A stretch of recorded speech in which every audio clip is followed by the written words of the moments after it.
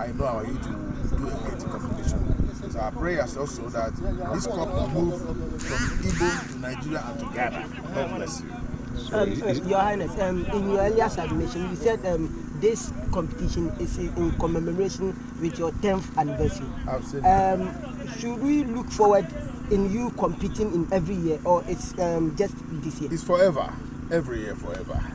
It's every year competition, not just. All right, thank you very much. All the way. I said that as we brought it out right now, as we bring it out right now, the first winner will be in next year, 10 years anniversary. But forever, the football competition will be there in Ghana annually. So is it for only Medina Igbo youth or across the length? All the Igbos in Ghana, in the 16 regions of Ghana, all the Igbos.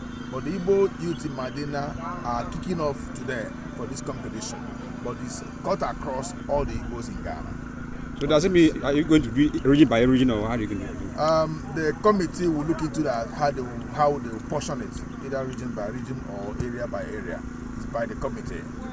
So your message for all the youth, the Igbo youth in Ghana, your message? My message to all Igbo youth in Ghana is be law-abiding citizens. Don't be a violent person, and never you destroy the laws of Ghana. Don't be in Ghana politics.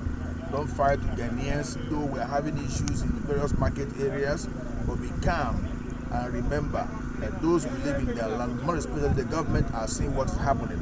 And there's no how government will allow you, Igbo youth, for you to, perish in Ghana. They will always make sure to accommodate our people. So be calm and listen to government, and not just individual, but to government, those that run the nation, but never fight with anybody.